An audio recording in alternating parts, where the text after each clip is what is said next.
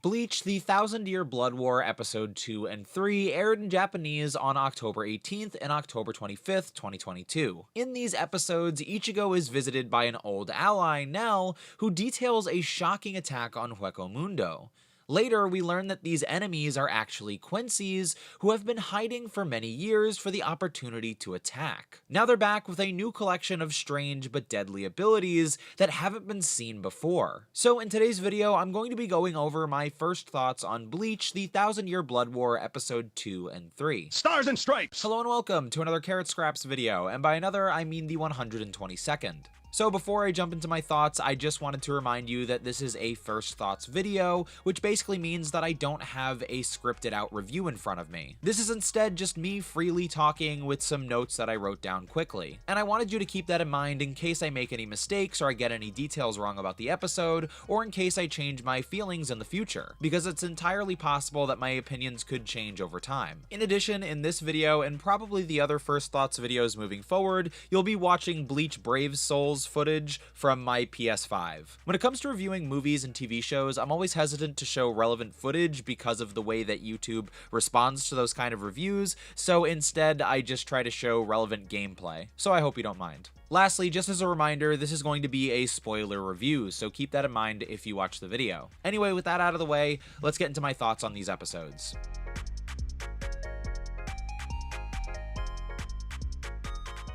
So I'm back, and I'm very excited to talk about Bleach, the Thousand Year Blood War Episode 2 and 3. I tried to give myself some time to watch these episodes for whatever reason.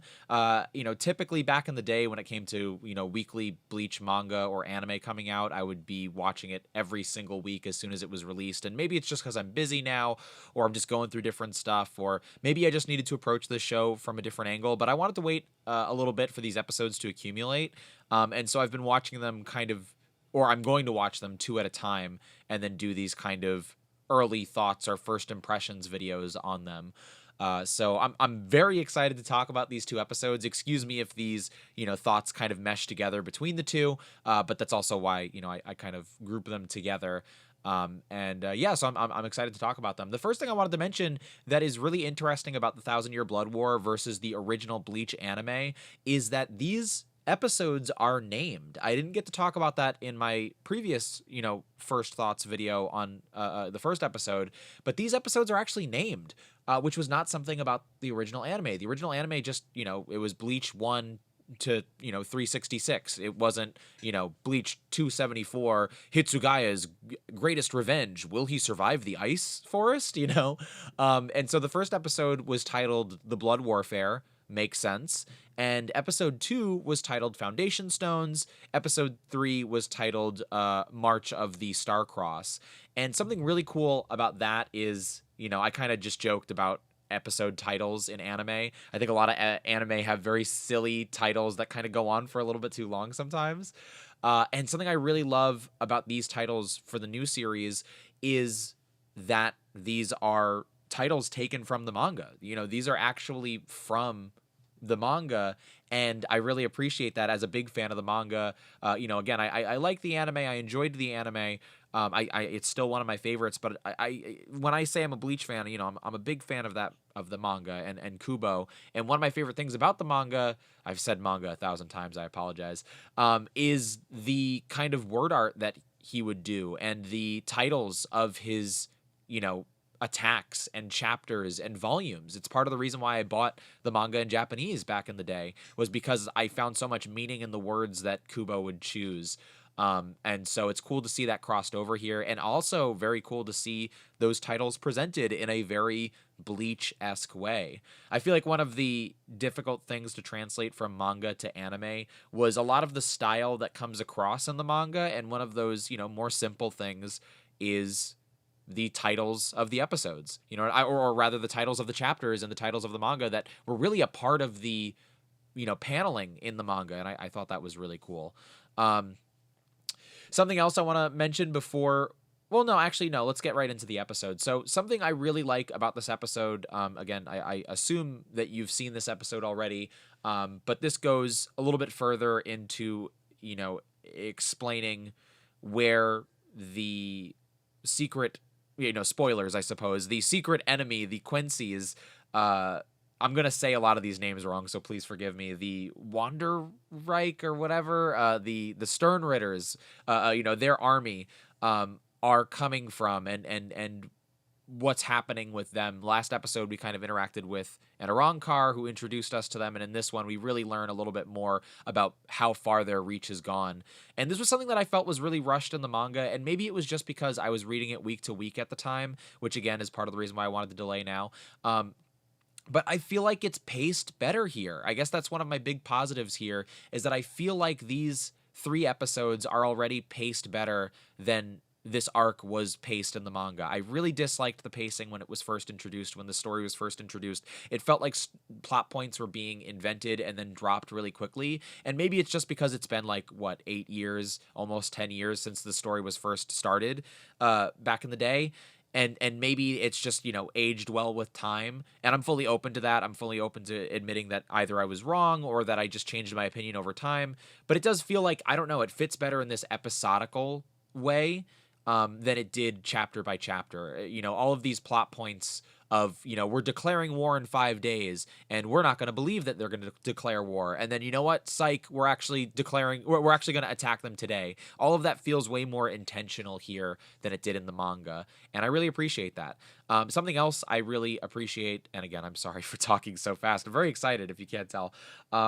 Another thing I appreciate about this anime so far, and this is something that I was very vocal about wanting if they did bring back Bleach and animate the final arc, was that I wanted them to add more to this story. If you've heard me say it before, I apologize for repeating myself. I'm going to try and keep it to a minimum after this, but as I've said in this video already, I wasn't a big fan of the 1,000-Year Blood War arc in the manga.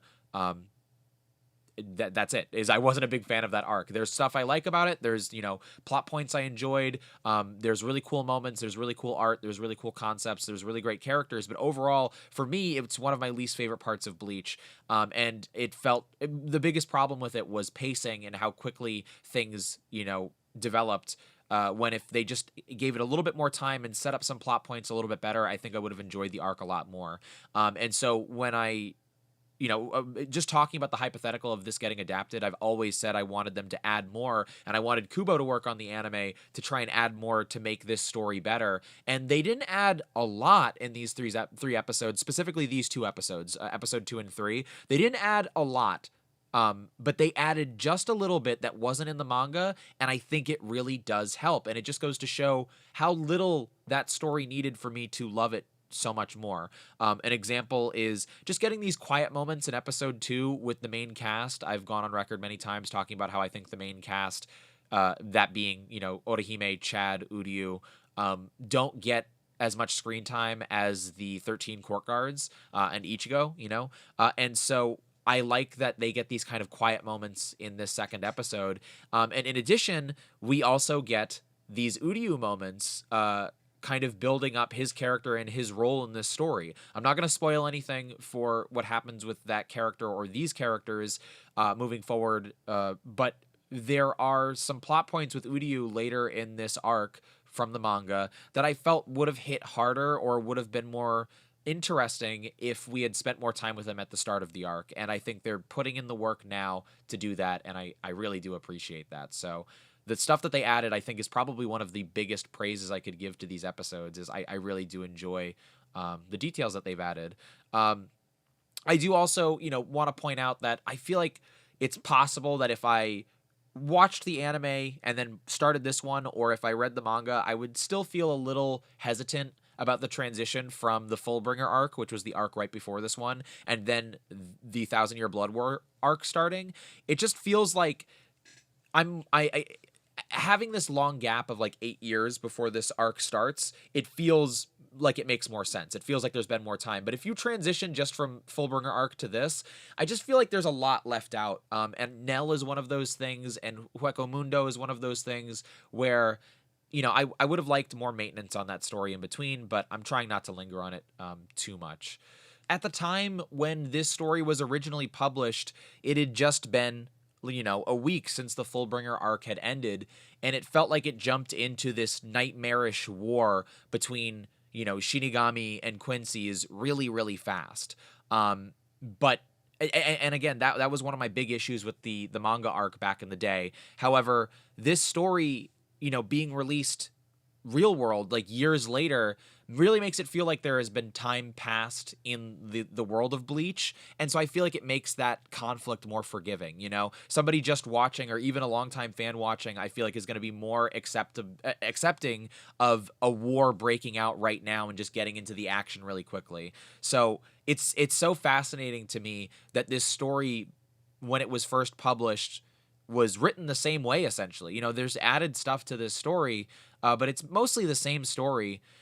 But it works way better when it's kind of this reunion show. You know what I mean? The beginning of the 1,000-Year Blood War arc hit so much harder as a return for the Bleach cast, and I kind of felt that in the first episode as well, and I definitely feel it here. And I think it works. I think it works really well. Again, like I said, I'm liking this story way more now with this version of the anime, and I'm happy. That makes me really happy. I'm a Bleach fan, and I don't want to dislike Bleach stuff, and I'm happy that I'm enjoying this so much. Moving on, talking about lighting, we talked about lighting a lot in the previous episode, and or the previous review, and oh my gosh, the lighting is still fantastic. It's so good. It's so real. It's so tangible. It's strange how real it is. But then also there are these kind of unreal takes on the lighting that's just as cool and interesting. Something I really like about the lighting in these episodes is the choice to kind of choose a color scheme for each of the worlds, if that makes sense. I feel like the realist lighting, or the lighting that feels like it's the most in reality, is in the human world. And then we have Hueco Mundo, which kind of has this sort of green tint to it. And then we have, running in between worlds, through the Garganta. And that's like this, deep blue in the background, but then you're illuminated by this yellow kind of orange of the path. When you're in the Soul Society, it almost looks like you're looking at like a coloring book, like a painted coloring book or something like that. Very vibrant, and we see it a little bit, but I know in the future it's going to get very gray, which I think is a really cool contrast to, start out very vibrant and then, kind of move to this less vibrant, visual storytelling. And then in the Sternritter's kind of home base, we have this extreme blue, just so much blue that it's overwhelming. And I just really love that. I think it's such a cool, subtle thing that lets we're traveling between worlds very quickly, all these different dimensions, but because of the lighting, you know exactly where you are, or at least you know that you're somewhere different, and I really appreciate that. I think that's a really cool idea. This is kind of a minor note, but I'm going to talk about it anyway. The changing of Ichigo's Getsuga Tensho from a blue light to this kind of yellow light is very interesting to me. I'm curious why that's the case. I know it's been depicted as that in the manga before, or at least I think it has. But generally speaking, over the past, however many years Bleach has been around, I associate blue with that Getsuga Tensho. The only thing I can think is potentially because the Quincy's are around and they use so many blue abilities that this is just a contrast Ichigo. But I'm not sure. I just thought that was an interesting thing to note. It's very weird seeing Ichigo's Getsuga Tensho be a different color, and it's the same thing with him using his Bankai in the first episode, with that scene from the first teaser of the anime. They changed the color scheme, and I think it's a little odd there. Let's talk about the music really quickly. So we finally get an opening and an ending in this episode, or in these episodes. Our opening is Scar by Tetsuya Kitani. And then our ending is Saihate by Senna Rin. And I like both songs. I really do. I think the ending song has really been an earworm for me. I end up humming it all the time. But I like the visuals in the opening a lot. Pink is my favorite color, so it's very cool to see. Also, choosing pink, again, talking about lighting, like there's so many colors used in the show. And I think using pink is probably a really smart idea because they probably aren't going to have a lot of pink in terms of lighting Obviously, there are characters who have pink abilities, but I just think it makes the opening stand out. The opening is good. I like the opening. I think there's a specific bridge in the opening that I really like, but mostly I think it's just okay. But I don't dislike either song, which is really important when it comes to an anime opening and ending. But overall, the first song that we got, the first ending, I suppose you could call it, from episode 1, which was Rappaport by Tetsuya Kitani. Um, I loved that song, and I listened to it all the time, and I listened to it on repeat. And I don't know, I'm a little disappointed that we didn't get that as the ending for the show, or the opening for the show, either. I just really love that song, and I would have loved to have heard it more, but, either way, that's fine. Again, I'm fine with the opening and ending that we got, but I definitely have a strong preference for the previous song that we had in the previous episode. But overall, the visuals of the opening are fantastic. I love them, and the visuals on the ending are okay. It's kind of a meme with anime to have, like, the opening pop off and the ending kind of chill out. But I would have loved it if we got some, more interesting visuals. They're not bad visuals. I just would have liked maybe something more active, or maybe something more character focused. And then when it comes to the background music, I like it a lot so far. I think the only criticism I have of the background music is that it's a little too orchestral. It's a little too almost like classical, right? And I love the classical orchestral music of Bleach and the Bleach movies. I think they're really iconic tracks. But I also think that Bleach has a very urban feel to it, and I think it has a very cool and hip feel to it. And so getting the more electronic, synthesized sounds is also an important part of the anime's identity, I think. I love the soundtrack from the original series, and I hope that we get more tracks like that in the future. And from what I've heard of the track so far, it's not going to be a lot of the soundtrack. It's mostly going to be, strings and, kind of classical orchestral stuff, which is good, and it's cool. It's well done for sure, but I definitely would have liked, less formal music as well. Going back to just general additions and new things about the story in this version of it, I, again, really love the additions of Uryu. I think it's really strong, especially in episode 3. Again, it's crazy how just adding these brief little moments with this character adds so much to the story, in my opinion. It makes it so much better of a story, knowing where it's going, and I'm just so happy that they are doing that, and I was especially captivated during those scenes. And again, talking about lighting, we talked about lighting earlier. I loved how vibrant the Soul Society was. I can't stress that enough. It's like otherworldly how bright and how saturated it was, but not in like a neon way, in a very like classical, wholesome, almost like naturalistic nature kind of way. It felt very sweet. It felt very warm and comforting. It felt like I was looking at, an old painting. And again, that's going to be so vital for when the lighting changes in the Soul Society. And I'm really excited about that. But one of the most interesting additions to this anime that we haven't really seen in the original, it was kind of briefly in the original, but not really, is this like pink flashback to the anime, the original anime, not reanimated shots, just showing you the original anime. In the new aspect ratio, kind of zoomed in, but it's this kind of high contrast, bright pink, and then this static. That is Bleach, in my opinion. I love it so much. It's a very cool way to remind people who are familiar with the story of certain plot elements that maybe they forgot it, might have forgotten, or just plot elements that are really important. And having this static, again, just feels so Bleach. Like I was talking about what's missing from the soundtrack, mixing this kind of, respectful samurai story, or this noble samurai story with these kind of electronical static effects. That's some cool Bleach stuff, and I really loved that. We kind of got that in the original first episode of Bleach, and so I just think it's such a cool idea. Again, to me, it feels like Bleach to have that, and it was one of my favorite parts of these new episodes. And speaking of the original anime, something that really made the original episodes of the anime stand out, like the first episodes of the original anime stand out, was lighting. Basically, they did these lighting effects it's hard to describe, but they did drastic lighting effects to make it clear that there were spirit things going on, and then there weren't spirit things going on. So basically, like, regular day to day was lit like a normal anime at the time, and then when spirits were happening, it kind of got very I don't know, like light, like fluffy, almost. And I loved that idea, but it didn't sustain over time. It was a very creative idea, but they didn't stick with it. And I feel like they've taken that idea and really soared with it in this anime, making lighting such a huge part of the storytelling. And again, I know I've repeated that, but I can't say enough how much I love it and how well they've done with it. I'm really over the moon with those changes.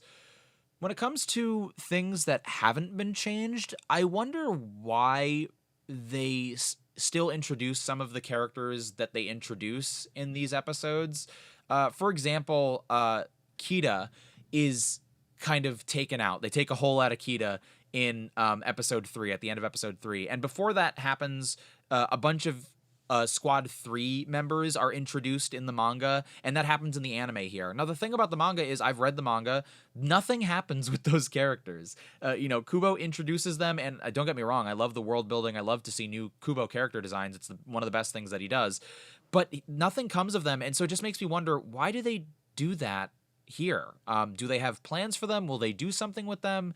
Or are they just, for whatever reason, they kept that? That would have been one of the things that I would have edited out, because it gives more importance to those characters than is really necessary. Now, I could be wrong. Maybe those characters will be more important as time goes on. But to my knowledge, they're not going to do anything really with them. And so they got these title cards for basically no reason. The same is true of I believe, the third seat of Squad 1. And the relative of the Squad 1 lieutenant. I just, again, I thought that was really odd. One of the last things I wanted to point out that I think is really interesting, I don't even want to call it strange, it's just interesting. This anime, from what I've seen, is doing really well. It's very popular right now.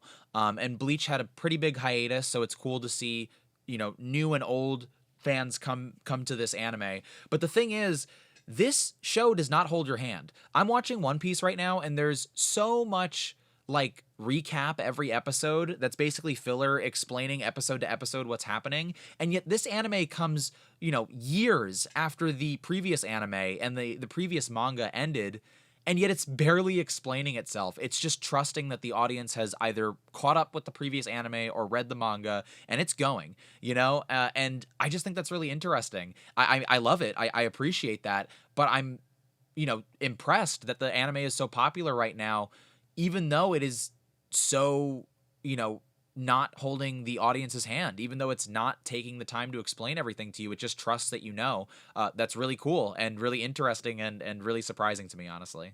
But to wrap up my thoughts on episode 2 and 3 of Bleach the Thousand Year Blood War arc, I am loving it so far, and I'm really happy that I'm loving it. Like I said, I was not the biggest fan. I'm still not the biggest fan of the original manga, not the entire manga, but this arc from the manga. I've read it a couple of times. I've read a number of times, and I enjoy many things about it. But overall, I have issues with it, and so I was worried yet optimistic about the anime. And so far, it is really exceeding my expectations. It's doing the things that I want it to do to make this story better. And in some places, it's not really making any changes, and yet I'm still enjoying the story more. And I don't know if that's just because I'm excited for more Bleach, or because this story is warming up on me, or because I'm just changing my mind. But either way, I'm very happy that I'm enjoying this anime so far, and that I have so many positive things to say about it.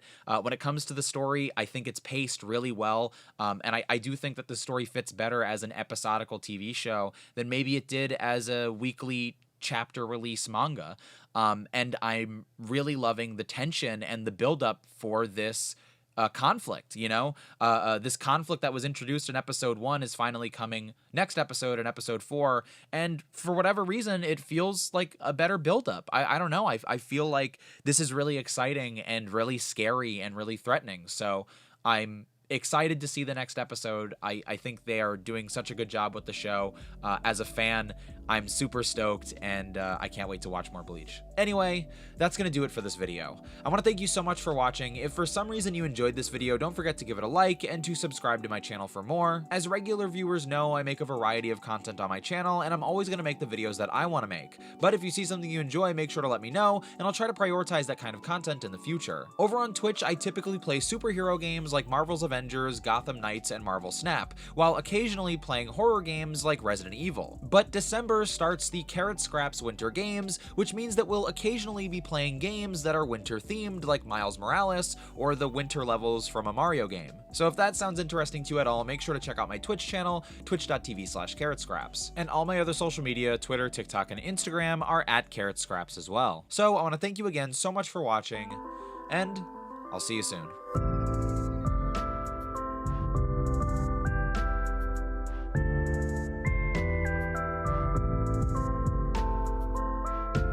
And those are my thoughts on episode 2 and 3 of the 1,000-Year Blood War arc. I gotta stop calling it arc. It's not an arc. It's a full anime now. Okay, Carrot. It's no longer an arc. It's been promoted from arc to full anime. Silly.